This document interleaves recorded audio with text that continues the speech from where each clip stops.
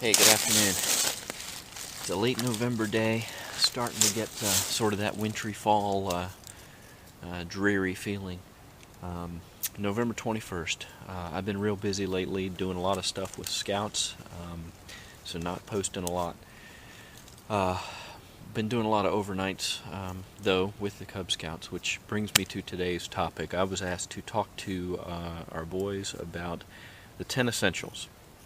So if you don't know what that is, there's essentially lists that sort of define the 10 essential items that you need to take with you on any outdoor adventure.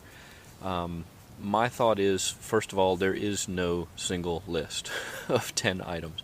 And in fact, if you go and search for them, you will find a different list depending on whether you're talking to mountaineering folks or the Boy Scouts or various other outdoor organizations. They all have different lists. So what I prefer to talk about is more of a systems approach that makes you think of the 10 categories of items that you need to bring, but not prescriptive specific items. I don't want to talk about bring matches.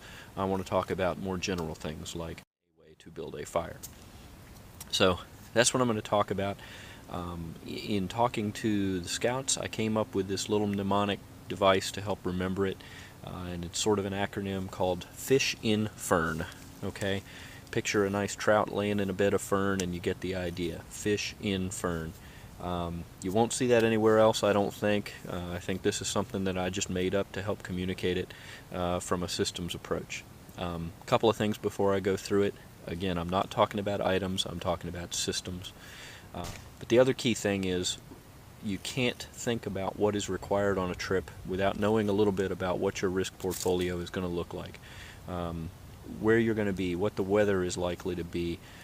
You can't possibly bring everything for any eventuality, so it's about balancing risk and preparedness in a reasonable way.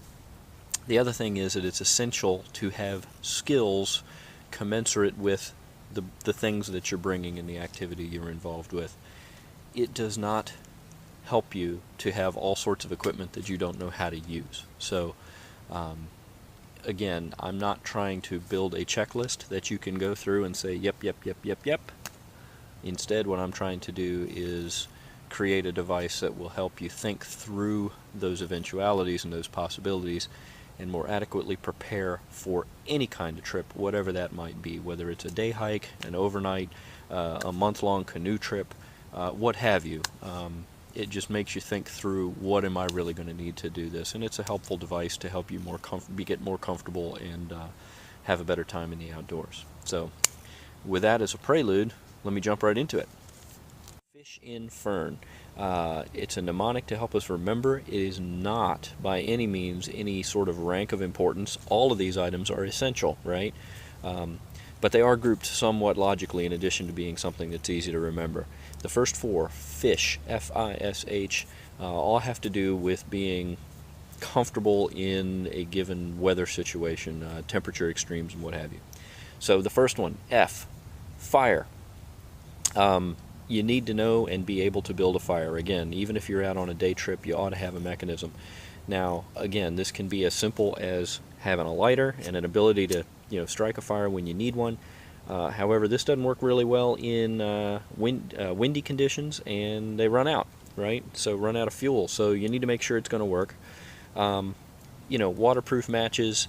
I also carry typically a little, fire steel to start with. But again, you have to have the skills and know what you're doing when you do that. And I'll admit not to being the best at it, but I like to do it because I like to practice. Similar sort of situation. Bringing a fire bow as a thing of a last resort or knowing how to build one is great, but unless you know how to use it, it's kind of pointless. So bottom line is you need some way to make fire. Our second letter, I, insulation. So again, very generic, but what we're talking about here is going to be able to stay warm, and it's not just your layers and being able to layer up in the proper clothing. But it's also when you're sleeping, you're going to need insulation against the cold, a proper sleeping bag, ground pad, something that's often forgotten by folks, particularly who are starting out or don't realize how much heat you can lose to the cold ground. So Insulation covers all of those topics. S. You see this in several lists as sun protection. I prefer to think of it as sun and weather protection, because that's where you start to throw in not only protection against the sun, which is important, but your rain shell, a tent if you're going to be out overnight. So anything that will sort of keep the weather off of you. Sun protection shouldn't be understated. Obviously, it's more important in a place of exposure, high altitude, desert, snowy environment with a lot of reflective light. Sunburn is kind of an all-over injury, and it will take strength and energy away from you, in addition to being very uncomfortable. So, and will accelerate the dehydration process. So, loose-fitting clothing, a nice hat, sunscreen, all of that is important to have. But again, I also like to think about other aspects of the weather. How wet is it likely to be? Do I need a rain shell or two? Typical answer around here on the East Coast is yes. And for nighttime protection, what kind of tent do I need? So that covers the sun and weather of S. H, the last letter in fish, is about hydration. Now once again, this goes beyond having water, having a water bottle or 2 or 3, however you need. Obviously your needs are going to be different, again, in the desert and arid conditions than somewhere where water is readily available. But you also need to know that that water that's readily available is going to be something useful to you, which often means you need a way to treat it.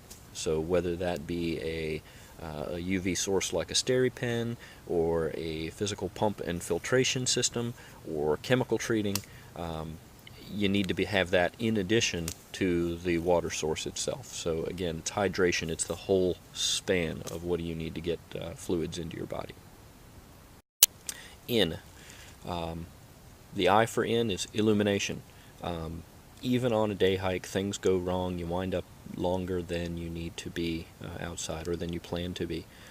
Having some form of light, headlamp, flashlight, anything, is one of those really must-haves. And it doesn't need to be fancy, but having a light versus not having a light can really change the aspect of the trip. Even my most recent backpacking trip, our first night out, we wound up getting a later start than expected. We wound up having to do a few miles more than we had planned based on the mileage that was published, and we wound up walking into camp after dark, and we were using our headlamps the last 20 minutes. Could have been a very different situation. Of course, we were out there for a long haul, and that was part of our standard equipment, but even on a day hike, these things happen, so illumination is an important thing to have.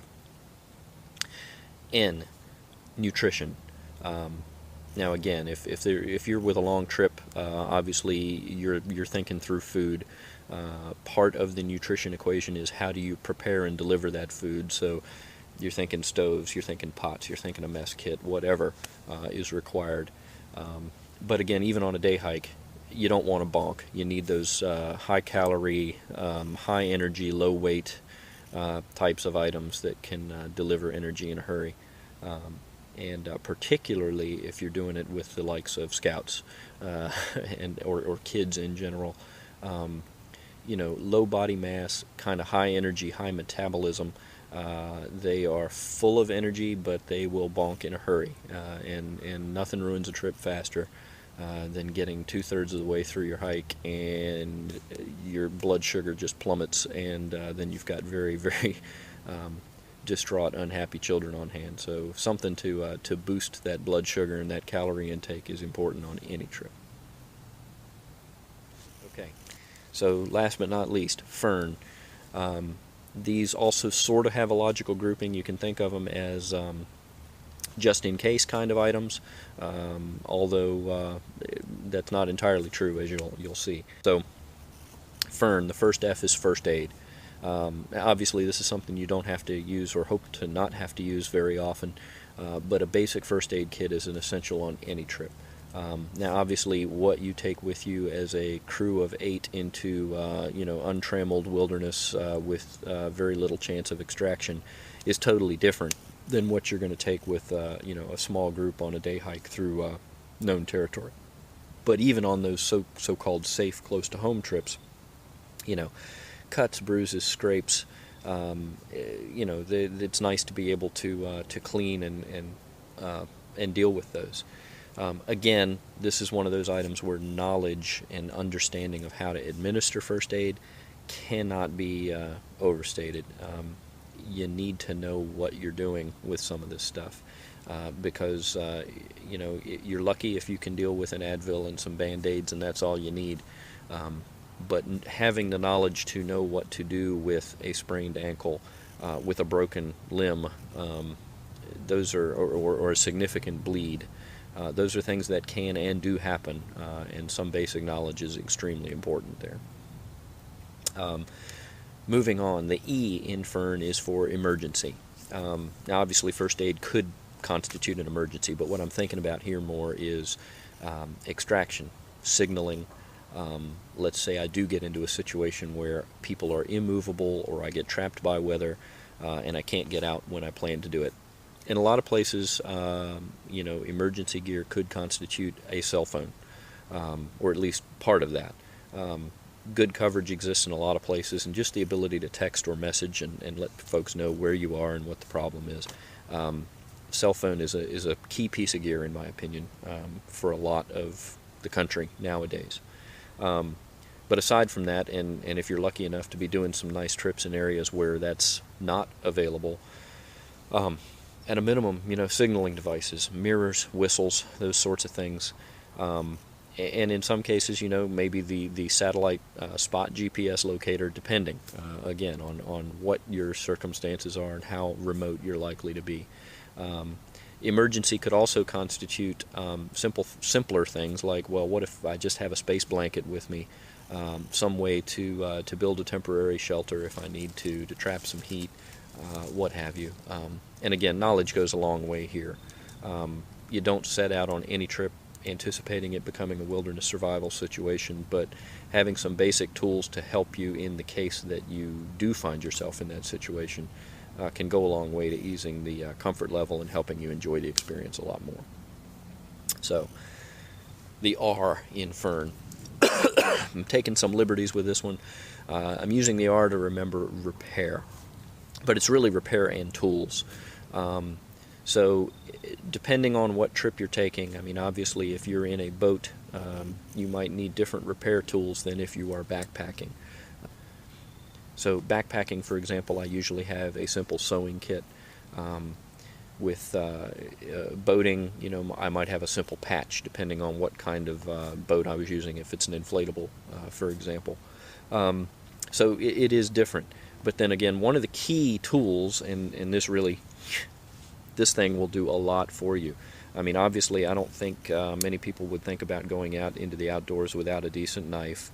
And this can range a lot too. I mean, your serious bushcraft type folks will give you the full tang, all-purpose implement. But for most things, you know, a simple Leatherman that will give you the combination of a nice pocket knife or Leatherman type tool, give you a pocket knife plus some basic tools, pliers, and you know, other implements to kind of help, is really kind of one of those all-purpose things that really you shouldn't be able to do without. So repair and the tools to necessitate a repair all go under the letter R. Last but not least, navigation. N for navigation. There are lots of places where, let's be honest, you're fairly comfortable following established blazes on a trail that has been walked by thousands before you, or you're on a day hike in a small city park, or you know, a very accessible area where the chances of truly getting lost are pretty remote. Even so, you really ought to have a map. There are always unmarked trails, always intersections you didn't expect. And of course, if you're going into more and more wilderness areas, you know, off-trail, a map and compass and a GPS are pretty portable these days, and pretty ubiquitous. Bottom line is, you need to be able to navigate, understand how to use those tools to position yourself on a map, and have some smarts about how to get yourself unstuck when you get into a situation that you didn't plan on. So that's it. Fish in fern. Fire, insulation, sun and weather protection, hydration, illumination, nutrition, first aid, emergency gear, repair and tools, and navigation. Those are your 10 essentials. And again, without being prescriptive, you keep those in mind and it will cover everything that you're going to need. Hope you found this useful, and hope you can get back out in the outdoors and put it to good use.